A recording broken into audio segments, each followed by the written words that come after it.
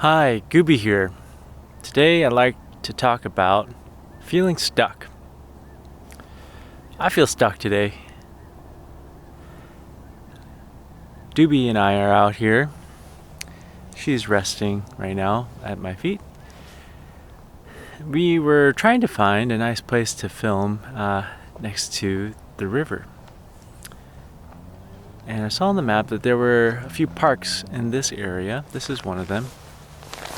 And so we came out here to try to find a peaceful spot along the riverside to record the water flowing by and to have a talk.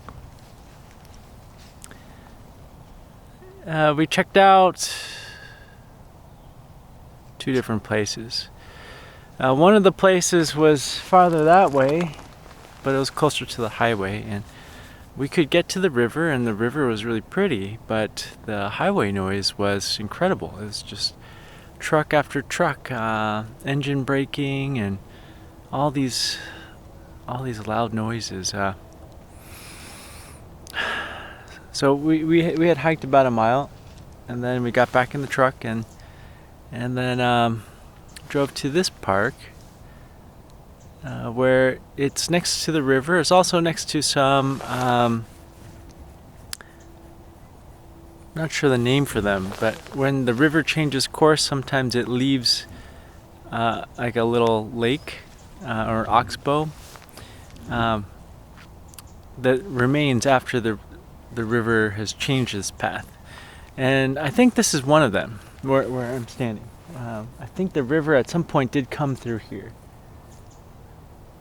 Now the river is just right over past the trees on this side of the screen, but we can't get to it.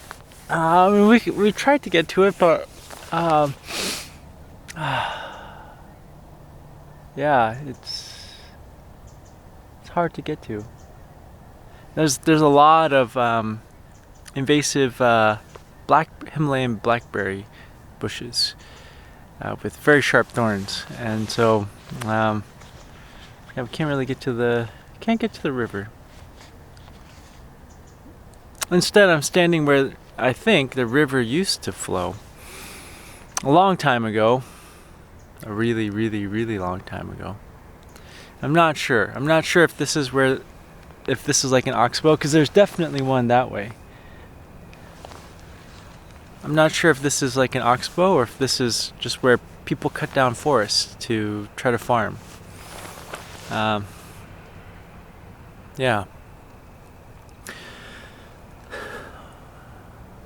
Well, at least we got a little farther away from the highway noise.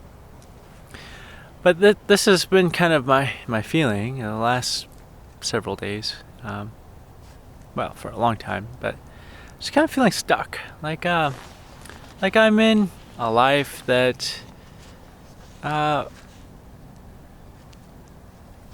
not sure why it's this way. Like why am I in this life? Why are things the way they are? It certainly seems that life could be different. It seems that way. It seems that humans could be living differently. And I look at all the other animals. I look at all the other animals that live on this planet with us, and the plants and mushrooms, and it doesn't seem like any of the other animals behave like we do. They seem to understand that they are in balance with everything. I think the closest that animals come to humans may be like a beaver chewing down the trunk of a tree, felling it, and then dragging bits of wood to dam up a river to make a home. That might be the closest that animals come to what humans do. And yeah, frankly, it seems pretty insane what humans do. Living completely out of balance with the earth. Well, I can't really not be in this society. There are only a few groups of people that are outside of it, like some hunter-gatherer tribes in the Amazon rainforest or on some remote island in the Indian Ocean, the Andaman Sea.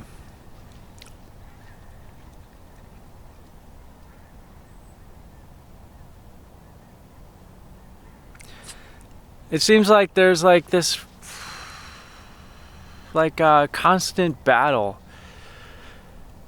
amongst humans, well, and humans with the rest of life. But within humans, there seems like there's a constant battle between some humans gaining immense power over other humans and all the other living life forms, and subjugating the rest of the humans and the non-human life forms under their will. And then the counter to that is that people at some point say, gosh, this really sucks. Why are we living this way? And then they attempt to fight back.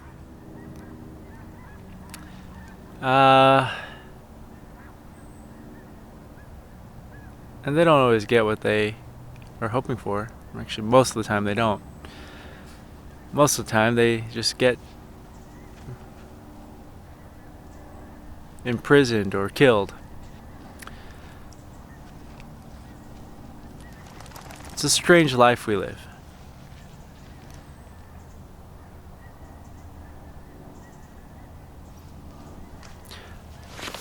I live in a country that is the wealthiest country in the whole world. I think so. But you wouldn't be able to tell looking at just an average American's life. Average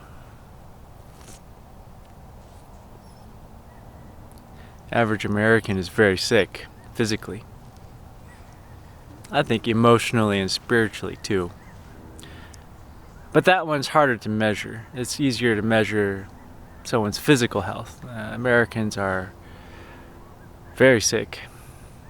Obese, heart disease, diabetes, clogged up arteries. Well, mental health is horrible. Depression.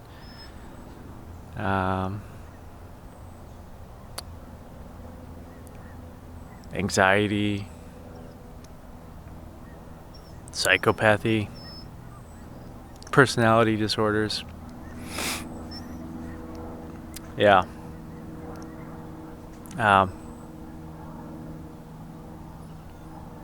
Well, you may not be able to do too much about personality disorders, but like depression and anxiety, yeah, losing the will to live, very common in this country. Oh, I totally missed like addictions to drugs, alcohol, drugs that just melt your brain, make you lose your teeth.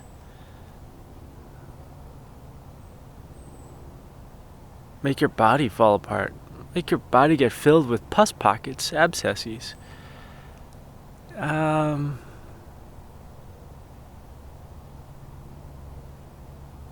I feel like this country is profoundly sick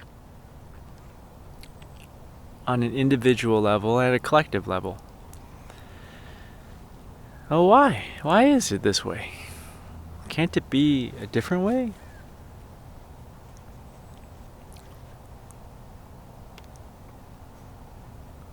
I like being connected with nature, with forest and clean water, birds, fish. I don't see that much wild animals. Sometimes I see a deer or elk or eagles. If I'm high up in the mountain, I'll see a marmot every once in a while, or a pika, or squirrel, or chipmunk. I don't see wild animals that often. Never seen a bear. or a cougar, or a wolf. I think there are wolves somewhere around here, but I don't think they're here on this side of the mountain range. Oh, I've seen like rattlesnakes and gardener snakes, but yeah, there's no wild animals that I can see around here. I can hear some geese or something migrating, but yeah, I just feel like I feel stuck. I feel stuck in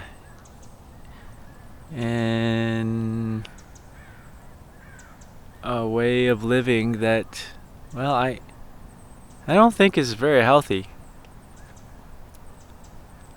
I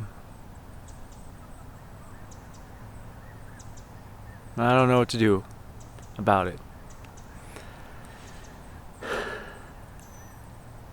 For having a very wealthy nation, there's a lot of people going hungry right now without. There's something called food stamps or SNAP or supplemental nutrition something. That's run out because the government is shut down. So it's like, why do I pay taxes if the government is not working? Why do I vote when I mean, I think voting is important. I think that's one of the few things that citizens have. But it's strange. It's like it's a representative democracy. I can vote in a representative, but once they're voted in, I don't really have control over what they do. They can try to start wars with people that weren't really a threat. They just have stuff that people in power want, like oil. I don't want to go to war with Venezuela or Nigeria or Russia or whoever. I mean, we can barely take care of ourselves. Like, why are we going to war over stuff? I mean, how about we just take care of ourselves? How about we make a healthier society, both physically, emotionally, spiritually? How about we don't? We just keep going. I was trying to think about having a home, like a house. I live in an apartment. But I looked up like just the average house price in the city I live in. It's like $870,000 or something like that. $1,000, $870,000. I mean, that's a lot of money.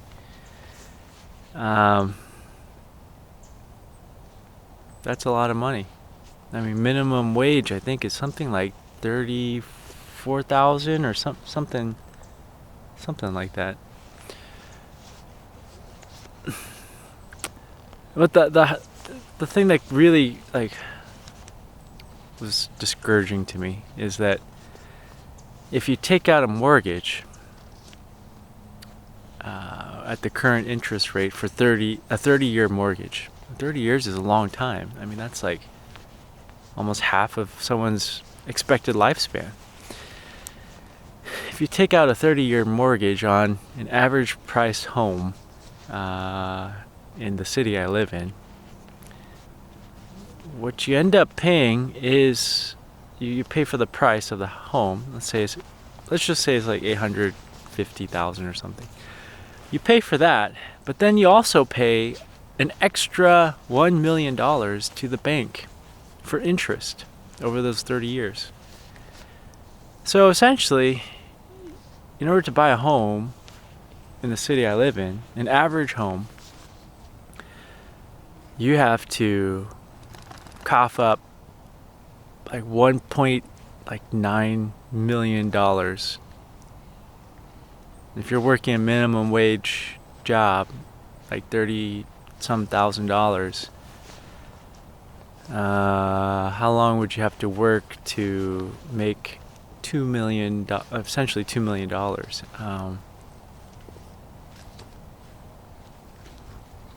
I can't do that math on the top of my head, but I mean, it's like, I feel like more than 60 years, and that's assuming that you don't get taxed on it, which we get taxed on it.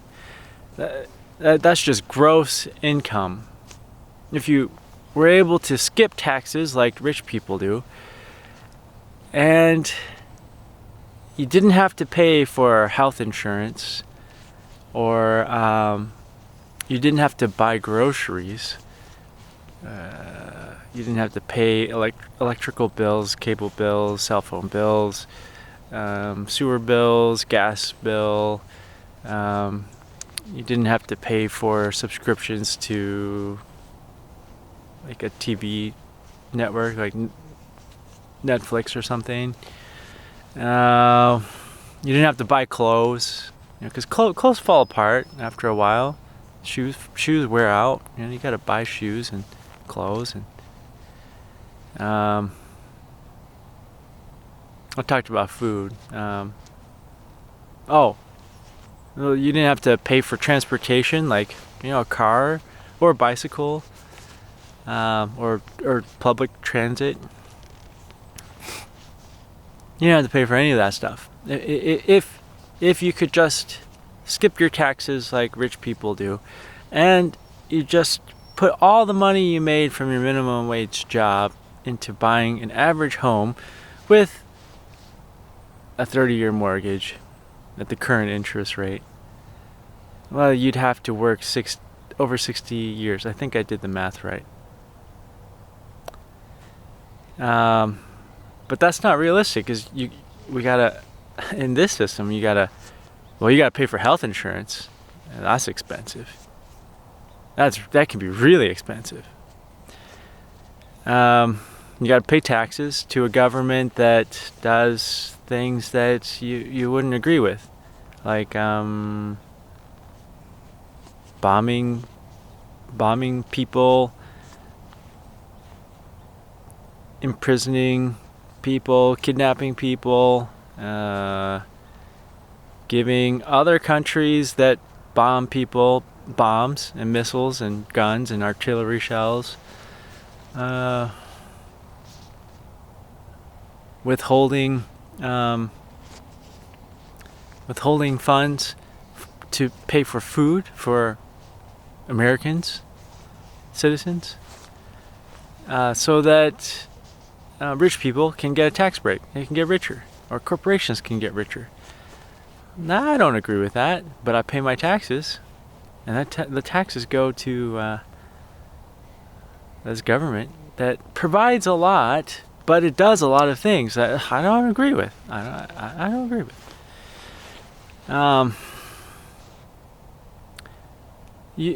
The reality of the situation is, someone with a minimum wage job can't afford an average home in the city I live in. That's the reality.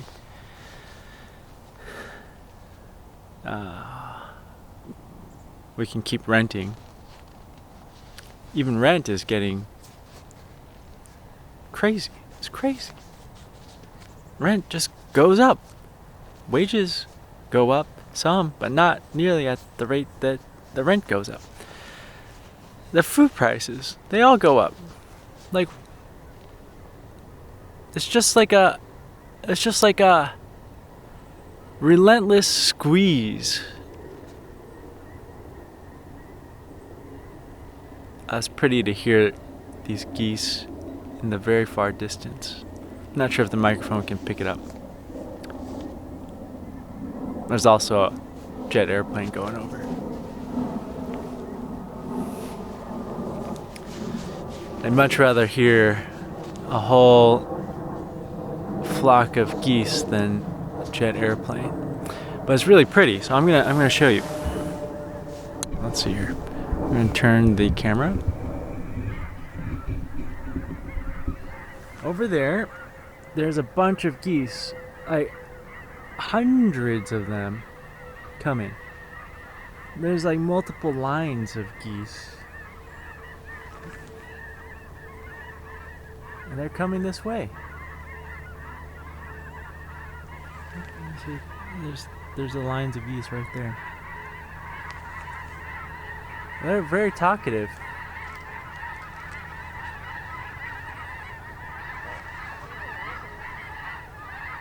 Wow.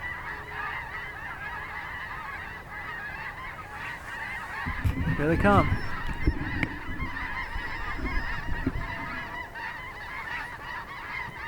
That's beautiful.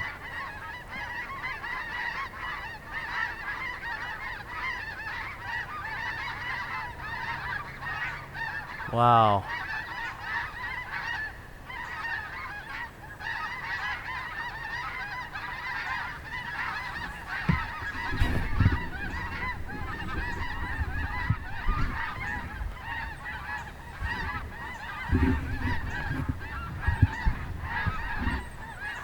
That must be like 100 geese or more.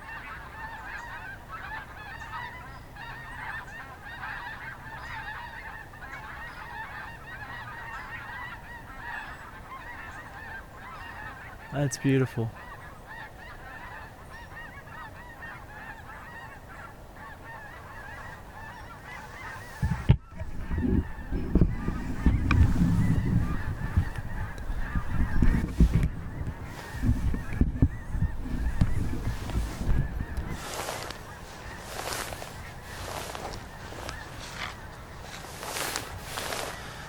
Well, that makes me happy to see geese.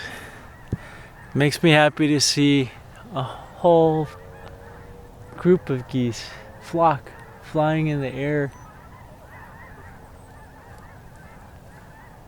No, they don't have to pay a mortgage. They don't have to pay rent. They don't have inflation on the food that they eat. They take care of each other.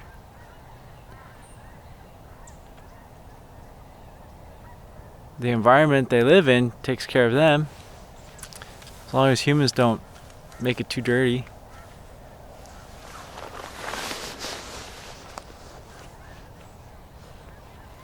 I don't know why we choose to live this way. Let's see here.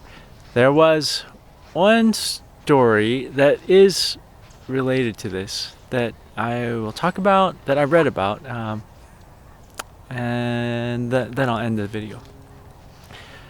I was reading about a conflict that happened in Colorado in 19 teens. I think it was 1914, but I'm not sure the exact date.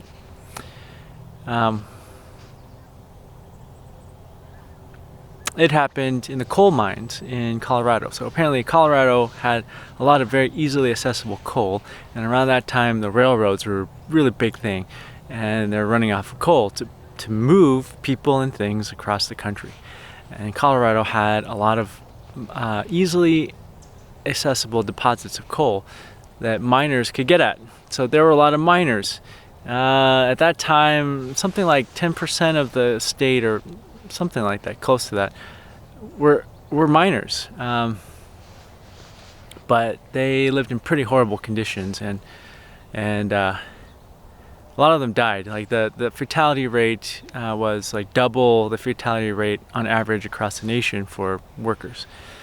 Part of that was they're paid by tonnage of coal that they haul, but they weren't paid for the time and effort required to make the tunnel safe, like reinforcing unstable roofs, or laying down track, and just making sure that the air was okay, that they weren't going to suffocate or get trapped or crushed. They weren't paid for that. They were only paid for how much coal they bring out of the mountain. and the amount of coal that they brought out was weighed by the company's weighers, and they went by a different rule of what a ton is. Instead of like 20 or 2,000 pounds, they went by some weird definition of a ton, which is 2,200 pounds or something like that. And the company weighers were known to cheat the coal workers by not accurately weighing how much coal was hauled out. And they lived in these company towns that were tent towns, where they had their family, their children, and if anyone disagreed or spoke out against the way things are, you get evicted from the town. Well, there were some unions that started to try to help out people with help out the living conditions, improve the living conditions for the workers, the coal workers, to unite and have a voice, a united voice against the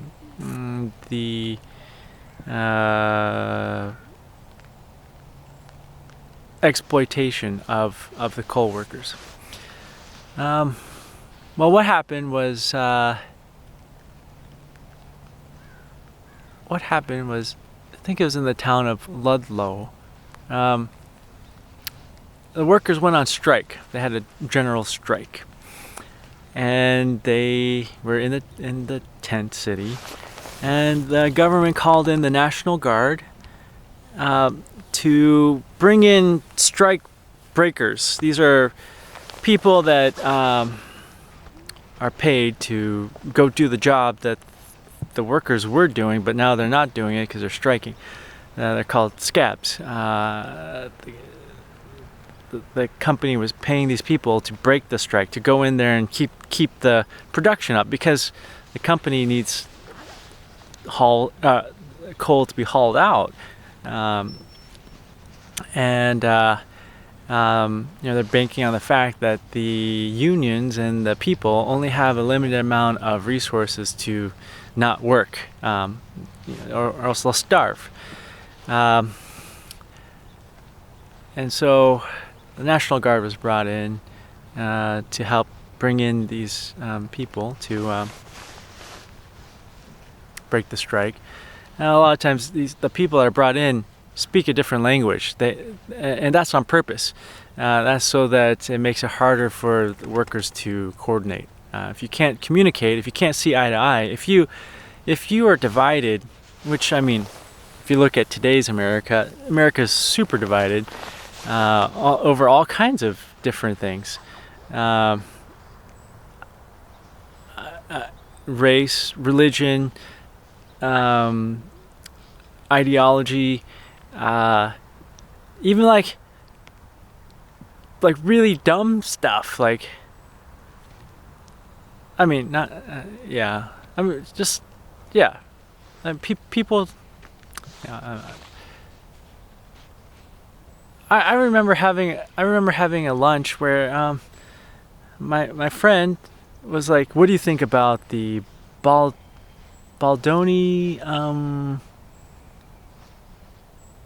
Blake Lively lawsuits?" And I was like, I mean, I've only heard a little bit about it. And then my friend was like, "Well, I'm firmly on the Baldoni side." And I'm like, okay, it's kind of weird to like stake your identity on someone that doesn't even know you exist, and to be so sure about it, and like your identity is now staked on it. And I was like, why? Well, I think that's like dividing people. So that you can't like form a union. It's funny because this country is called the United States of America, but it's not. It's the divided States of America. within the states, people are divided. Well, what happened at Ludlow is that things came to a head because the workers were setting up their blockades to prevent the scabs from coming in. The National Guard was there. The National Guard had deputized like the mine guards to wear National Guard uniforms. Now this sounds kind of eerie to today, where we've got all these people all of a sudden given assault rifles and body armor and an ICE uniform to go like terrorize people with brown skin, whether they're a citizen or not. But the National Guard set up a machine gun post over the hill of this camp where the workers were living, and then just started firing into the town. These are tents, they're not like brick walls, so you don't have protection against bullets. The bullets are just zipping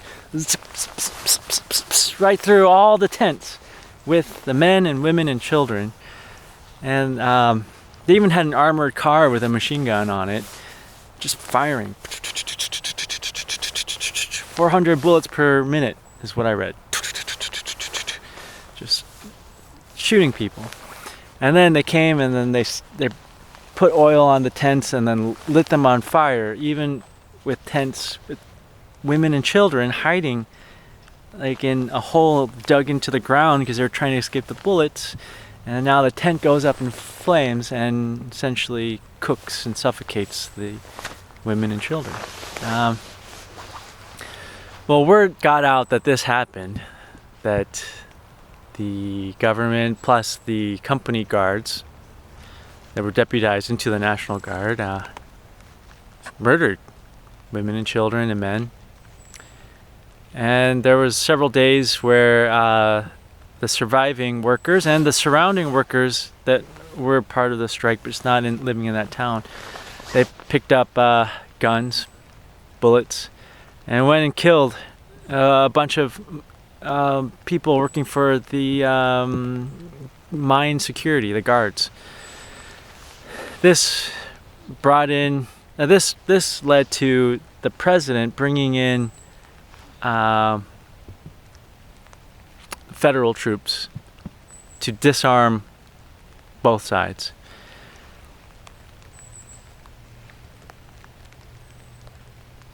No, I forgot to say that when the miners went on strike, they had a list of demands. One being like a ton should be 2,000 pounds, which is like the general definition of a ton. That the people who weigh how much comes out should be elected by the workers, so that to ensure that it's weighed fairly. Improving the living conditions. There were several demands. The thing is, those demands were never met. A lot of people died. It did result in a federal commission to look into work conditions, which eventually led to a ban on child labor and the 8-hour workday. So I mean, you can say that, okay, well, maybe they did accomplish something. The people that risked their lives, sacrificed their lives to try to make their fellow Americans' lives better. So, yeah. But that's a pretty sordid story. Yeah. Well, I don't know what to do other than just keep living and try to enjoy my life. Try to connect with nature, like seeing those oh, I just saw 2 ducks fly overhead. I like ducks. Yeah, it was really pretty to see those geese, like 100 geese or something, or maybe more, fly overhead. That was cool. Yeah. I just take it a day at a time. See what happens. being alive is pretty cool. I just think that it's just a mystery to me why we choose to live this way. Yeah. Well, it's starting to rain, so I think we're gonna pack up, and we'll make a video sometime later this week. I'll show you Doobie. Doobie, you want to say hi to the channel?